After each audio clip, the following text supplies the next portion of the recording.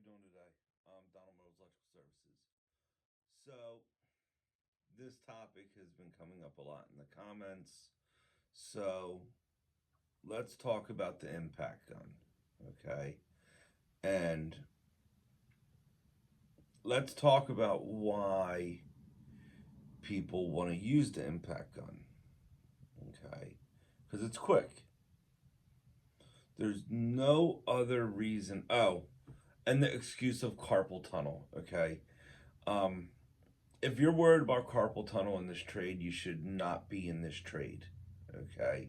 Yes, carpal tunnel um, is an issue with our trade, but it's something that you really can't avoid even if you use an impact gun. So if you're trying to avoid carpal tunnel, just avoid the trade. All right. That's just plain as day because an impact gun, you're gonna have to use your dikes, you're gonna have to use your strippers. There's you're using your hands your entire life in this trade. So find a different trade if you're worried about carpal tunnel. So, but that's my personal opinion. If you want to try to slack on work and avoid working because you're trying to preserve your wrists, okay, well, I've never avoided work. I enjoy being a tradesman, and and the reason why I teach my apprentices this is because I wanted to know as much as possible as a tradesman, and that's what makes a good tradesman. If you don't know how to do drywall, I think like learning a little bit of drywall is good for you. Maybe not for the electrical side of your knowledge, but as just being a well-rounded tradesman, it's good to know a little bit of drywall. It's good to know a little carpentry. And I'm not saying to do this on the job. I'm just saying as for your own personal knowledge off the site. I think being a tradesman, it goes above and beyond just your job. It's a lifestyle. What it's what you do outside of work as well. And especially when I'm outside of work, I like to know other trades. I like to know I might not be fast as them, and I definitely won't do it on a customer's home. But if I'm tinkering in my barn, by all means, like I think I right now have 6 pickup trucks, and I love working on my pickup trucks. Like the beaters, like I have a '95 Ford Ranger, and I love beating on that thing. Like I love playing with it. I love digging into it and just working on it. It's a hobby of mine, and I'm not that good at it. Well, I'm okay. Like I'm respectable, but I know when to say no and I know when to hire someone. Let's put it that way. All right, but the impact gun. All right, the number one reason people like using the impact gun is because it's quick, it's easy, boom, boom, awesome. All right, that doesn't mean it's a good trade practice. Meaning, take a flathead, like a good Klein flathead. That's why I tell my guys don't buy junk flatheads because they're not gonna allow your hands to get muscle memory. They're not gonna allow you to feel the torque of screwing something in to tightening it. Okay, and that's what I mean by a good trade practice. Okay, I want to teach my guys what it feels like to go above and beyond that 20 foot-pounds of torque.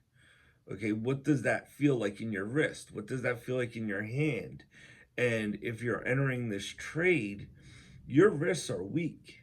Okay, that was the one thing that I've noticed going up through the trades is your forearms become rock solid. I mean, your core strength, learning the old school way, no impact guns, using your hand tools, the old way of apprenticing, your core strength is you're a beast. Okay, even as you get older, my core strength is strong. It's like that's I'm going into my 40s now, and I'm still young. I'm not saying that I'm old in any way. Um, but learning the old school way. And what I mean by an old school apprenticeship is, one on one with the master electrician next to you, and you go through the steps to becoming a master electrician, and you're using your tools correctly. You're learning the trade not based on speed, but based on quality and correctness. Okay.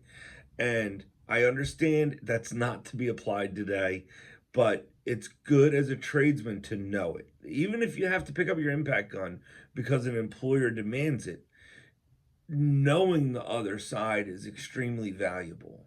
Okay. So when I talk about not using an impact gun, I don't want my guys to get into the impact gun because I'm teaching them how to be tradesmen. If they choose to use an impact gun later on in life, so be it. All right. What the impact gun does, it robs you of the muscle memory, all the little feelings in your hands when you're using your flathead, when you're using your Phillips head, when you're in a box and you're tightening things down. All right. An impact gun robs you of wrist strength, it robs you of forearm strength, it robs you of knowing the feel of it, okay? Because it's just this. And if that's all you know, if you don't know the other way, and that'll rob you. And the guys that usually argue with me about this,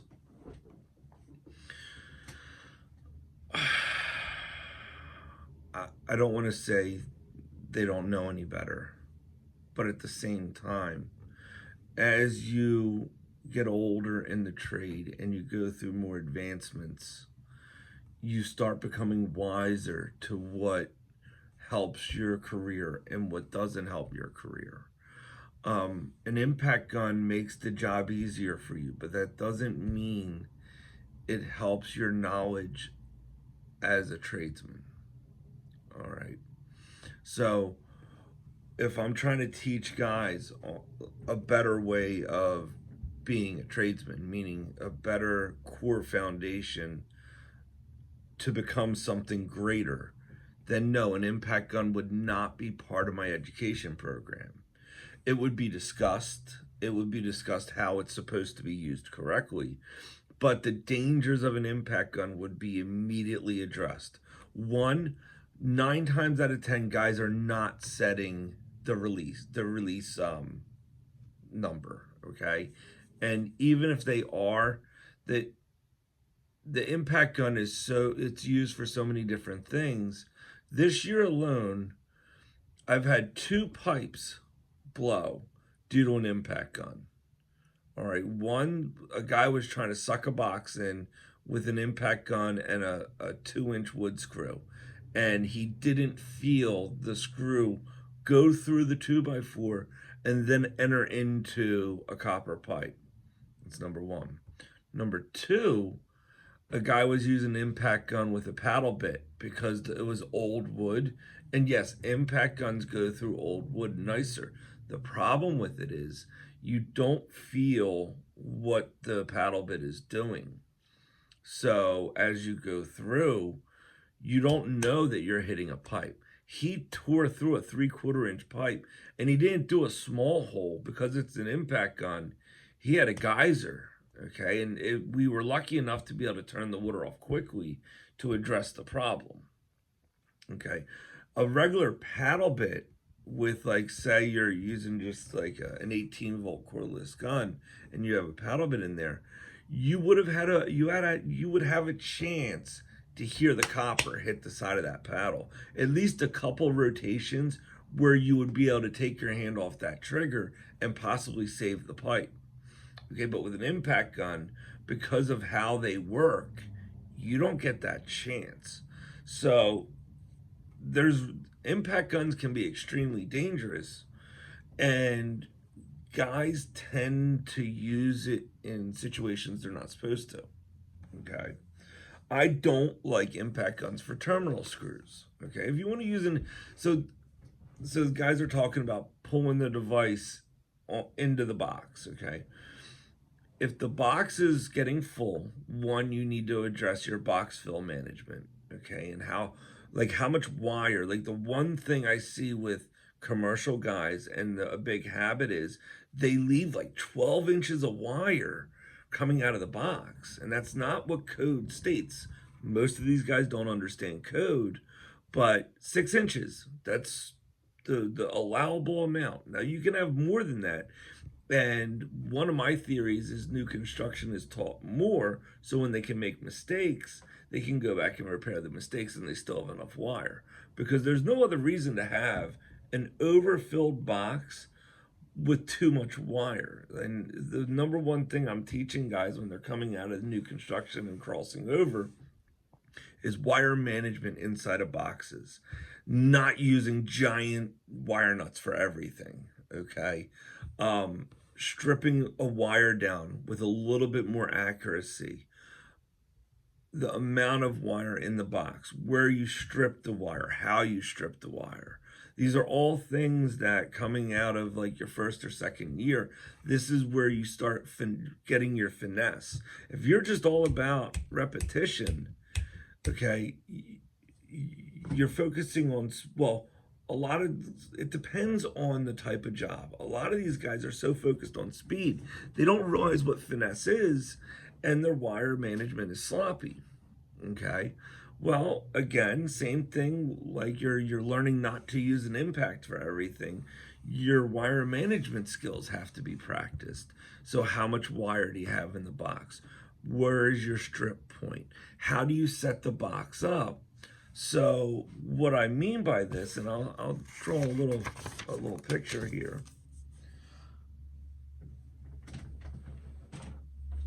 So when I'm doing my boxes, I like to set up like an accordion, okay? Up, down, up, down.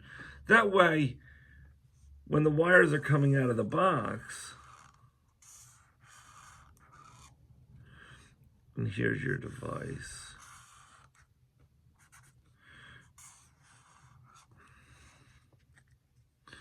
So this is here's the wall. Here's the wire coming out, okay? And here's your terminal screws, okay? That way you can pull the device in or out. It sets that wire management right there. It allows you to be able to pull the device out and push the device in fairly easily, okay? Now, when you do that, okay, how you manage your wires is going to dictate how easy that device goes back in. And what you don't want to do, and I see guys using the impact gun for this, is they get their 632s and they start it and they just ream them in there. And by the time that device, it like forces the device up against the drywall, but you can tell towards the end it strips the 632 out. And half the guys, they just like, whatever, it's in, I don't care. That's a problem for the next guy. And you know, you hear guys say it all the time when they start doing that. So again, I wouldn't use an impact gun for that portion, okay?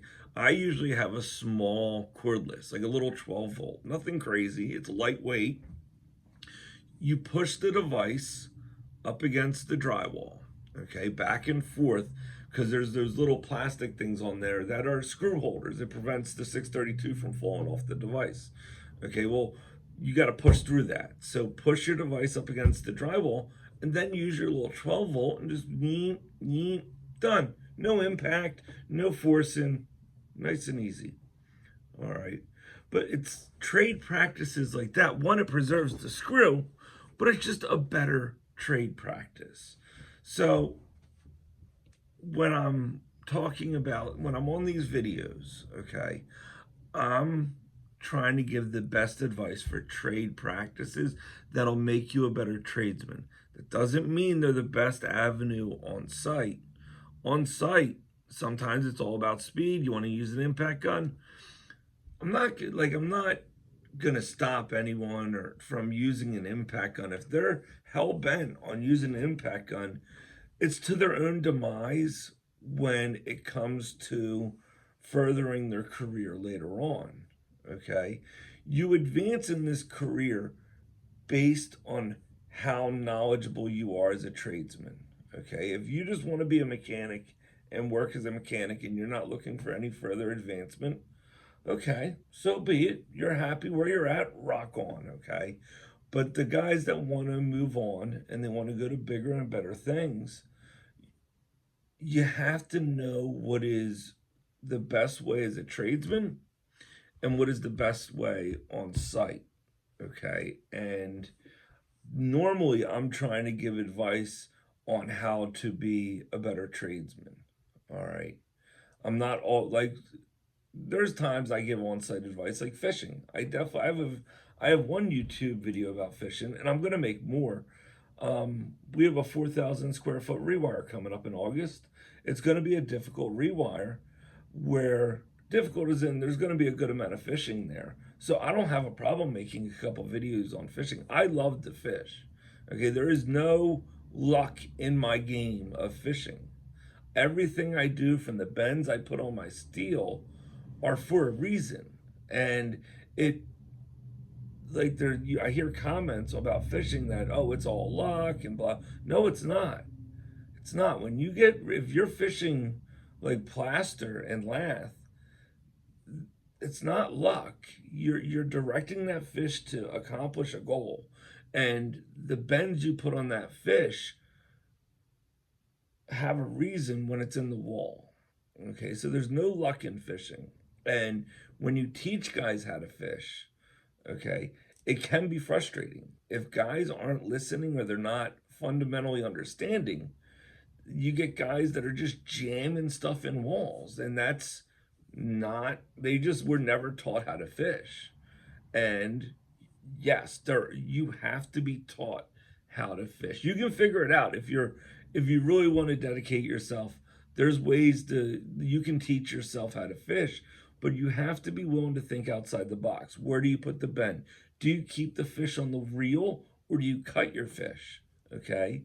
If you have a difficult wall to fish up to, cut that fish. I have no problem admitting I cut my fishes. I have a reel that's uncut and I have a reel that's cut. The moment I cut my reel, I'm probably going to chop the whole thing up. Okay. I don't do a lot of pipe work. And normally that's the only reason why I would have an uncut fish is if I'm doing pipe work. So if I get a pipe job and I'm running EMT or whatever it may be, okay, I'll go buy another reel just to make sure I have that 240 feet. All right. So this video is going a little long, but I wanted to, I don't mean to get into arguments with these guys that say an impact gun is good. An impact gun is used for a reason. So if you're thinking of speed of the job, then it's good. If you're thinking about becoming a tradesman and learning proper practices, it's bad. Okay? It does not help you gaining the knowledge of the feel of stuff. And it's not quick. That's another thing. Like these guys, you don't learn this trade quickly, okay? That's why our apprenticeship programs, oftentimes it takes 5 years, 10,000 hours to become really good at this trade. That's how long it takes, all right? There's a reason for that though, okay? And you can't just learn overnight. You have to realize it's gonna take time. Don't rush it. The worst thing you can do is rush the beginning because it will affect you later on in your career. So we'll go, the next couple videos that are going to come up, okay, I'm going to do a video on a tool bag. The tool bag is set up for me. It might not be great for all avenues of the trade, but it's good for my avenue, all right? We'll do tool bags, and we'll do budgeting for helpers, how to get through the early years. The early years are rough, okay? You're not getting paid that much until later on, maybe third year in, you start actually seeing some substantial money. And third, fourth, and fifth, depending on how well you have applied yourself, can be some major raises in those time periods. All right. So God bless. Enjoy your Wednesday. Take care.